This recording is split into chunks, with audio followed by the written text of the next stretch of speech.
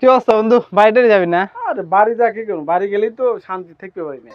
কি হয়েছে? আরে কাজ কাম জ্বালা যন্ত্রণা, বউ বাচ্চা তুই আসলি বউয়ের যন্ত্রণা। বন্ধু আজকে তো একদম আরেকজন আসছে, বীর পুরুষ। আজকে একদম ফাড়া দিয়েছি বন্ধু। কেন, কি একদম হয়েছে? বাড়িতে একদম ঝড় তুলে দিয়েছে আমাকে। তোরা এখন সান্ত্বনা দে।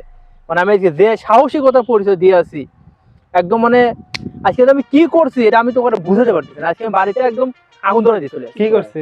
শালা মারামারি করছে নাকি? প্রতিদিন এই শালি বউ আমার উপর অত্যাচার। আজকে আমি একবারে উচিত প্রতিশোধ নিয়ে নিছি একদম। মানে বীর পুরুষ কি করছিস বল? আজকে আমি খালি ভাবতেছি যে আমি হুন্দের পরে বাসায় গেলে ফেরে কোপাকুপি না লেগে থাকে। খুব আজকে যে পরিচয় দেখাচ্ছি ফাটা হেলা দিছিস? আমি আমার কোল যে আমার বড় দিচ্ছে, খুব সাহসিকতার কি পরিচয় করছিস দিচ্ছি। সেই কথা আগে কর। আজকে আমি বলতে পারতেছি না আমি যে কি করছি।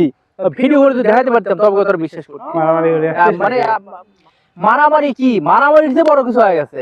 কি করছিস বল তো দেখি। শালি কত বড় সাহস, আমার কয় যে থাল ধুইয়া তারপরে বাইরে আসতে। আমি জোর গলায় বলছি খবরদার সন্ধ্যার আগে আমি থাল ধোবো না, আমি বলে চলে আসছি। বাড়ি বাল ছিড়ছে। থাক, তোর হাতে থাকাই চলে না, থাক চলে গেলাম। থাক বেটা, তোকে রাতে থাকাই আমার ঠিক না। একবারে সব বীর পুরুষ। থাক গেলাম। A few moments later.